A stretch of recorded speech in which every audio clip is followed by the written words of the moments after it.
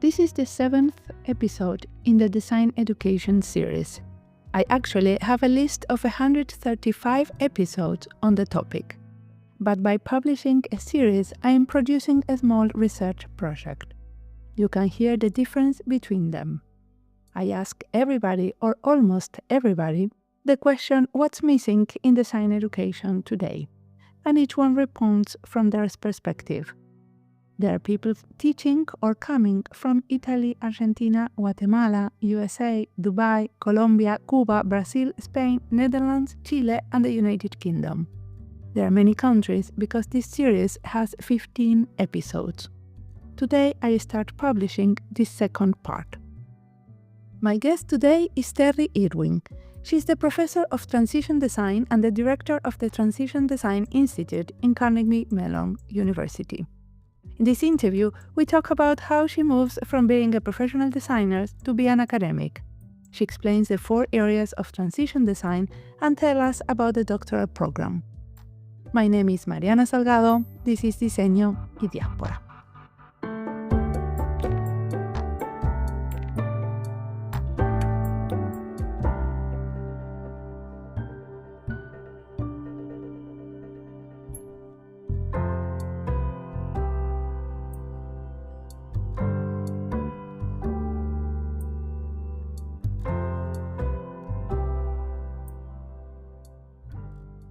My name is Terry Irwin. I'm a professor in the School of Design at Carnegie Mellon University, and I'm the director of the Transition Design Institute there.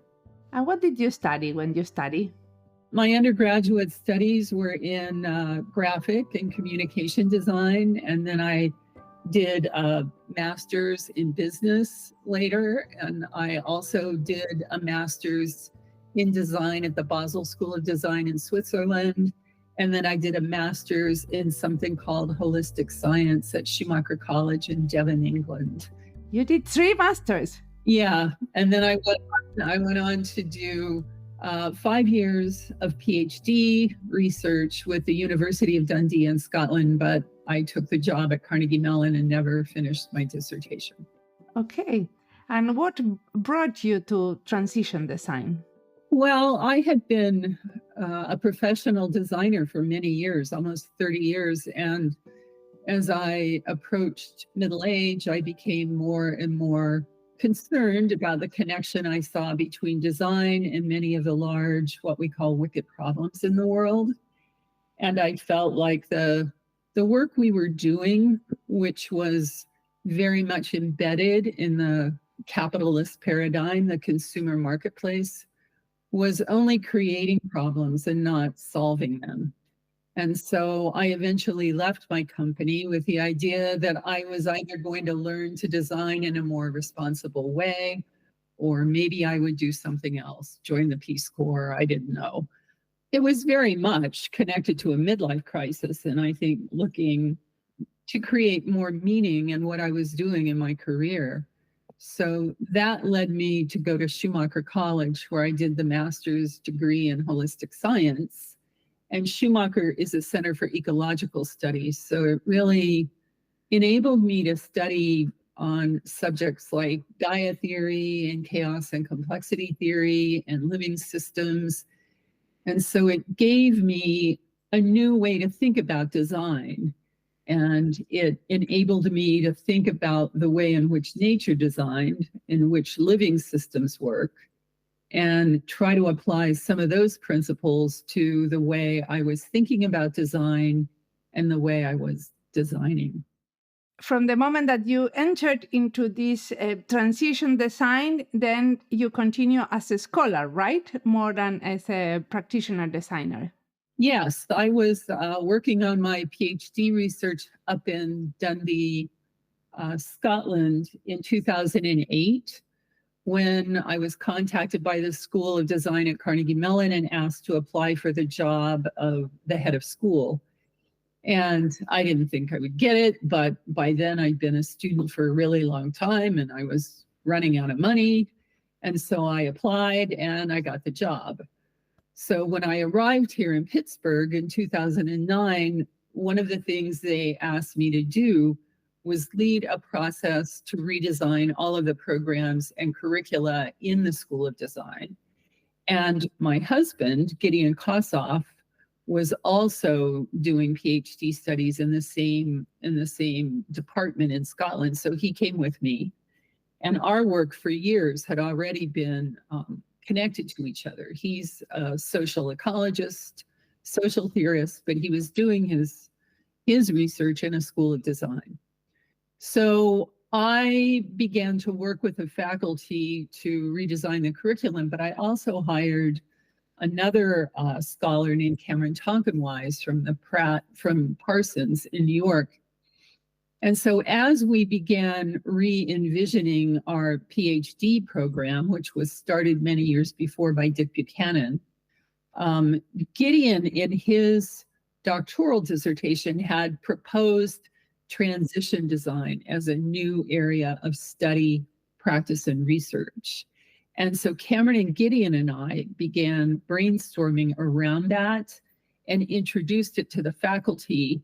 And when we redesigned the undergrad, master's, and doctoral programs, we decided to make transition design the theme of the doctoral program, primarily because we argue that wicked problems take a very long time to become wicked, and they will therefore take a very long time to be resolved. And we thought a new approach to designing was necessary, one that was based upon very long horizons of time, and one that changed the role of the expert from the bringer of solutions to that of a facilitator, convening people already within the system, the stakeholders affected by a wicked problem, and working with them in a co-design process.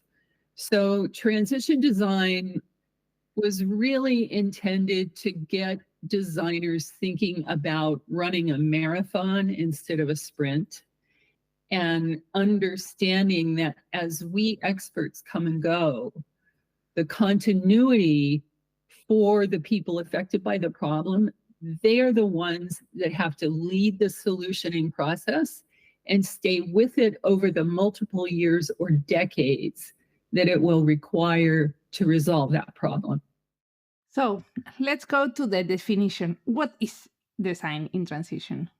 We call it transition design because of intentionality.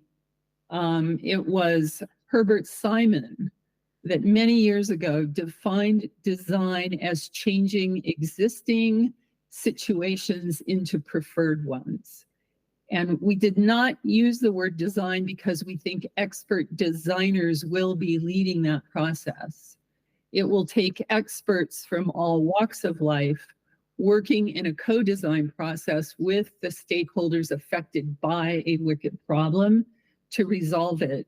So it's design because it's an intentional transition over time, not because designers are doing it, if that makes sense. Yes, but when we talk about transition design, we talk about these pathways, no? Like the different steps towards like a desired future, right? And one of the things that you define is like certain areas or knowledge and skill sets to arrive to these desired futures. Which are these ones? Well, we designed a theoretical framework called the Transition Design Framework when we launched Transition Design, because we thought that in order to do this work, no matter what discipline you come from, or even if you're a member of a community affected by a wicked problem, there are new ways of thinking and new ways of being and new ways of designing that will be necessary. So the framework has 4 areas. One is theories of change. So anytime any of us from within our discipline try to solve a problem or create something new, we have an implicit idea about how what we're doing will change things for the better. So that's usually unstated and in the background. And so the theory of change area of the framework really talks about how different ideas about change need to be stated specifically, explicitly as we begin the process of designing. Another area is mindset and posture. And this is very much about critiquing the mindset and posture that our dominant paradigms have us take, a posture of certainty, the privileging of expertise, a very mechanistic mindset that is based upon an idea of linear change and the ability to predict how systems will respond if we put a solution in them. And we think all of that is wrong. So the ideas in the mindset and posture area of the framework are very much about cooperation, symbiosis, nonlinear dynamics from chaos and complexity theory. I would say, to put it very succinctly, it's living systems principles applied to social systems and the way in which people think and act. The third area of the framework is vision, because we believe that solutions must be informed by our understanding of the problem in the present, but we also have to think about the long-term future that we want to transition toward. And when we backcast from our preferred long-term vision to the present, that gives us a transition pathway. And our solutioning has to happen in ongoing cycles with each solution cluster. We do not believe that a single solution can solve a wicked problem. So we call for ecologies of systems interventions, and each one of those ecologies becomes a step along the transition pathway toward the desired future. So in this way, solutions are informed by our understanding in the present and the long-term future that stakeholders say they want. Yes, and there is 4 areas, right? Yes, sorry. The fourth area is new ways of designing. So we say that all of these previous 3, theories of change, mindset and posture, and visioning, will give rise to new ways of designing. So I will ask you a question that I always ask in my podcast, which is very annoying for some people, which is like, concretely, do you have some examples in which you have applied this framework and you got into some interesting and more desired futures? Well, you have to remember that transition design argues that it's going to take multiple decades to resolve a wicked problem. Yeah. And the reason we created transition design is because we didn't see any approach out there that was willing to take this long view. So if the question is, are you beginning to apply transition design or help other people apply transition design to wicked problems? The answer is yes. We do that in our research.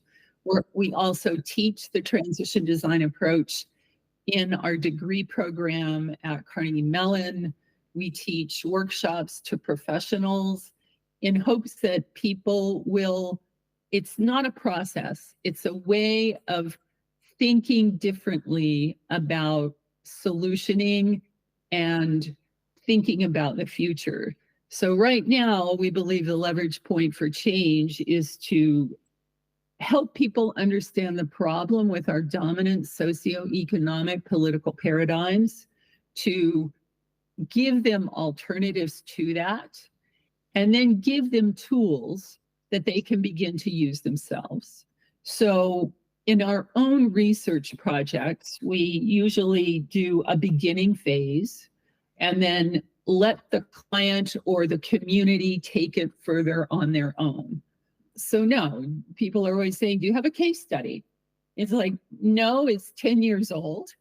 And if we all remember, when service design was proposed initially as a conversation, and I'm old enough to remember when it happened, we began teaching it. We began talking about it within organizations like the AIGA.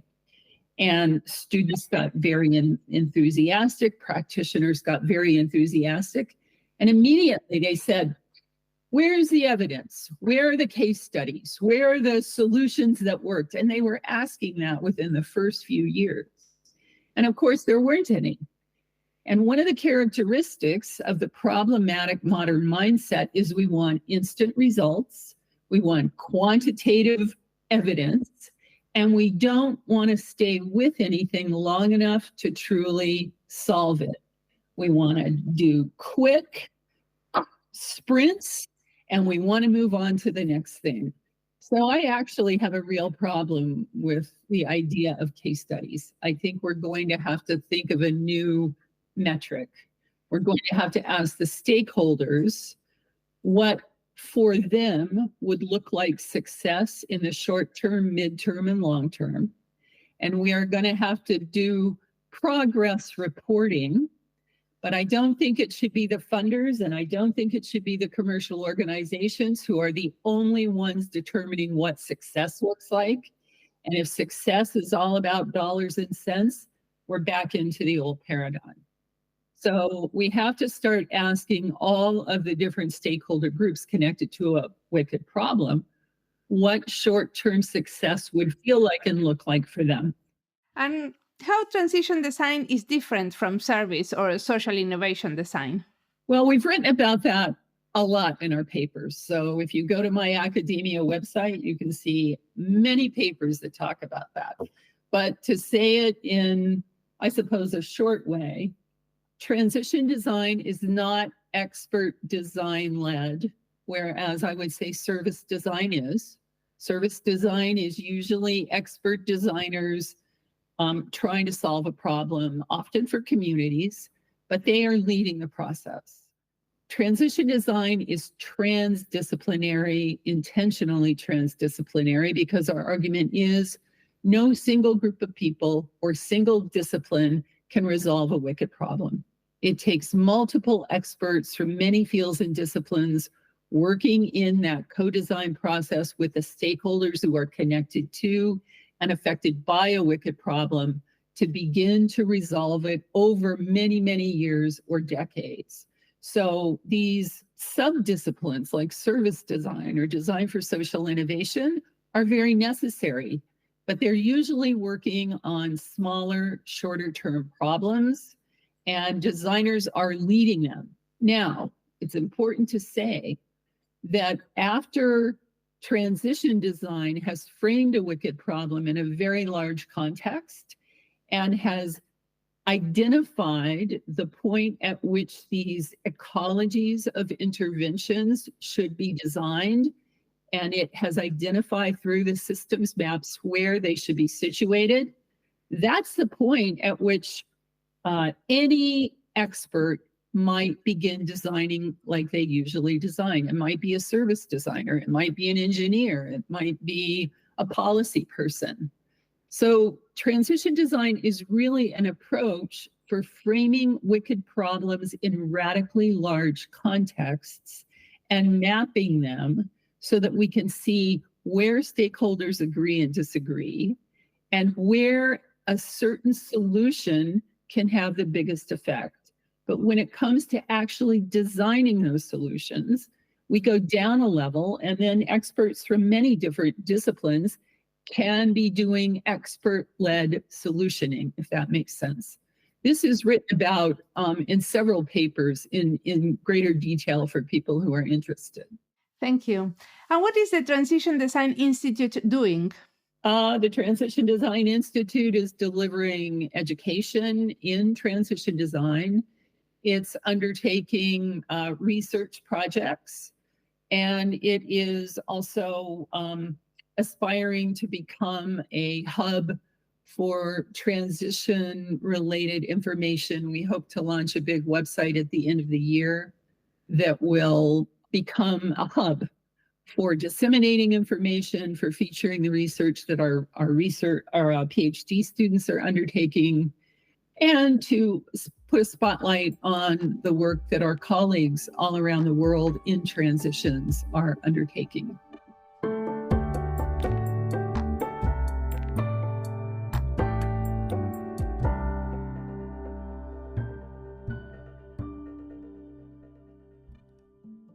This interview is part of the lists D&D in English, Educación en Diseño, Estados Unidos y Diseño, Diseño en transición, Investigación en diseño y Diseño sostenible. Don't worry if those list names are in Spanish, still you will find some episodes in English or Portuguese there. On our website's right corner, you'll find a chatbot to help you search for episodes. However, you can also contact me directly if you are looking for specific topics. I genuinely enjoy understanding what listeners are seeking. So please contact me. Terry mentioned Cameron Tokenwise, whom I interviewed in episode 565. We discussed co-design towards transitions, exploring opportunities in the public sector and also in universities for driving creative futures. Our conversation covered topics such as energy transition, designing for a less material-intense society, his new book, and the intrinsic magic of design. Let's continue now listening to Terry, as she has much more to share.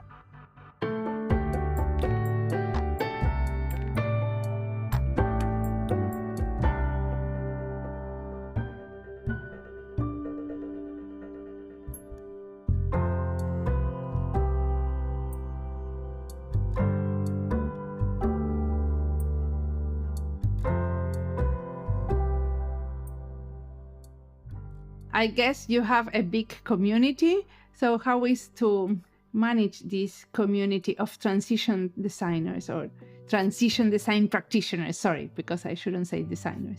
I don't think it's about management. That's actually, I would say, an old paradigm idea. We talk a lot about emergence.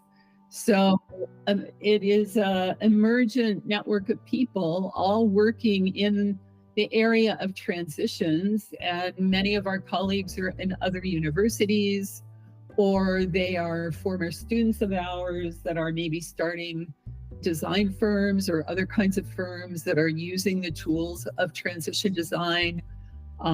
Sometimes they're policy colleagues. So it's a very informal, emergent network of what I would call transition scholars and practitioners all around the world. And I would say the STRN network, the Sustainability Transitions Research Network. They have a conference every year, and a lot of these folks are coming to that conference. But we're all kind of informally in contact with each other all the time. There isn't really any management of anything. We're all just agreeing to collaborate. And you also have been supervising PhD students working within transition design. How do you do this work? Well, our doctoral students enter a program in transition design. So it's unlike most traditional PhD programs. In most programs, the department or the faculty member will raise funding for their own research, and then they will fund a PhD to help them carry out their research. Transition design is still too new and too radical for there to be a lot of funding out in the world. So our students come for 4 years and they pay tuition to be there, but they get to select their own area of research under the broad umbrella of transition design. And the thing that makes it transition design research is it has to be connected to catalyzing systems level change in some way. So they don't just get to show up and say, oh, I'm interested in, community gardens in this city. You can do a PhD degree in many places if you have a very specific interest like that. Our students are being challenged to pick a topic that will catalyze large-scale change in some way. So when I'm working with them, I teach a writing course on transition design. So we work with them to help aggregate their research, analyze it from the point of systems level change, and then begin the writing process. The other way I think our program differs is we do not encourage the kinds of language that most PhD dissertations have. We want the language to be clear and accessible so that the dissertations can be used by community activists or people in the field. We want them to be common language. We want them to be rigorous. We want them to be peer-reviewed quality, but we want them to be meaningful and clear. So that right there is a big challenge within academia. So I also, with Gideon Kossoff, teach a thing called the Transition Design Seminar, which is required for our first-year doctoral students. So they're learning about the transition design framework and the applied approach. And then they're using some of those tools to conduct their research. So any of us on the faculty are advising the doctoral students, sometimes as a primary advisor, but sometimes they'll check in with me just to maybe have a meeting and ask, what can I do to make this more of a catalyst for systems level change? So we have a lot of conversations around that topic. And when you talk about tools, which type of tools are you referring? The ones that I just mentioned, where you're mapping the problem, you're mapping stakeholder relations, you're helping stakeholders define a long-term co-created vision, you're designing on the pathway, you're assessing the present against the future vision, and then you're coming up with concepts for ecologies of systems interventions. And the doctoral students that you have, they also propose certain interventions as part of their work and their research?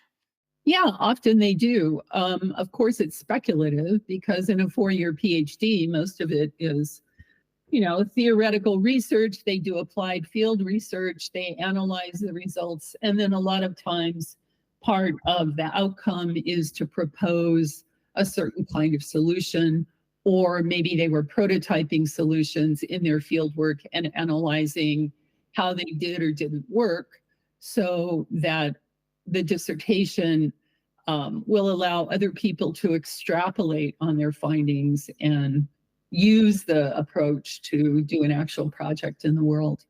I have been looking at your publications, and you also have a lot of publications in Spanish. Do you speak Spanish or they are translations? Well, I used to speak Spanish, but it's pretty much gone away. I'm from Phoenix, Arizona. So at one time I was fluent in Spanish, and then I moved to Switzerland and did a degree in German, and now it's all kind of mixed up. Some of your PhD students have been exploring with scholarly podcasting, I would say, because they have a Design in Transition podcast. This is something that you encourage your students to do? Do you motivate them to do? No, that was all their idea. At one point, we had several students who were Spanish speaking, and they knew that we had been collaborating with the University of Palermo in Buenos Aires for about 10 years on the Cuaderno journals. And they thought it would be great to do a Spanish language podcast. All of those people have now graduated, and I don't know if they're still doing it or not. But yeah, it was one of the main ways we got transition design into the Spanish-speaking world. Yeah, well, and they were exploring also with this bilingual thing, no? That they had and they even have been writing about the care to the language. So the things that you were saying about trying to communicate and do research in clear language I think, is something that it resonates with the work I have read from them. Yeah, I did a very good job for almost 4 years. I think they've all gone off now and are working in practice or academia, so I'm not sure they still have time for it.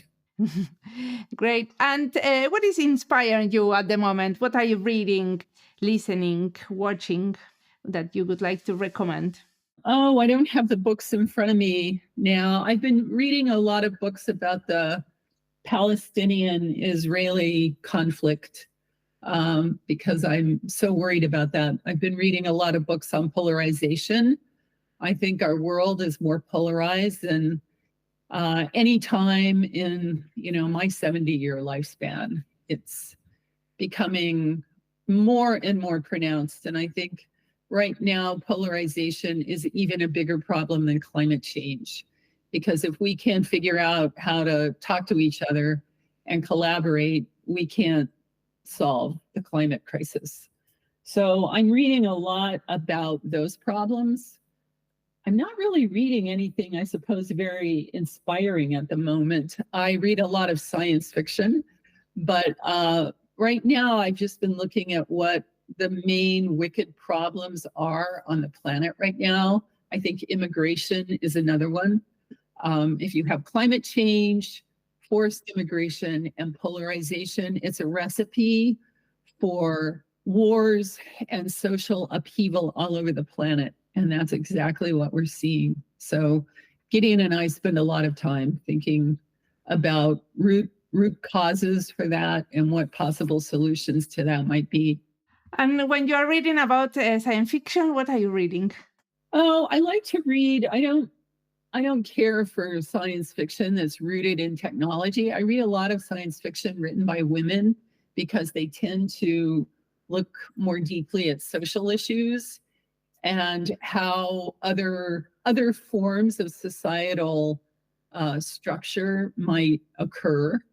I read, I suppose, a fair amount of dystopian science fiction, but also utopian, and especially science fiction that have completely other paradigms, other socioeconomic, political, spiritual paradigms. I think that's a source of a lot of hope for me.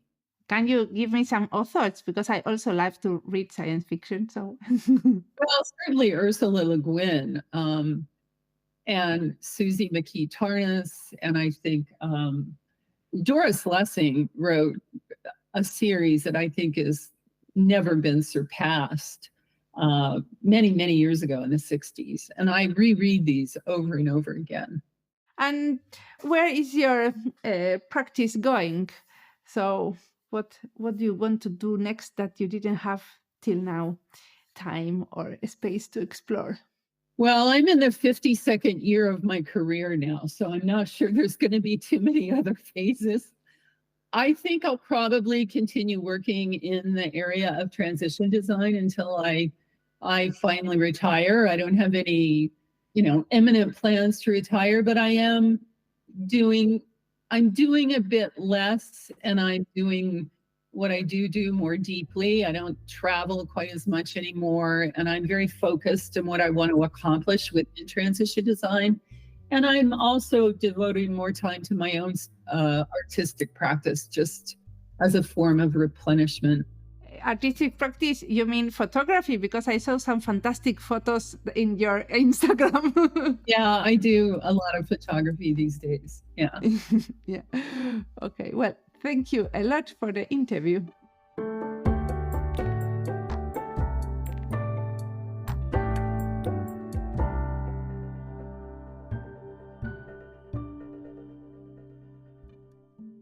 One of my favorite design podcasts is Design in Transition, produced by Terry Irwin's doctoral students.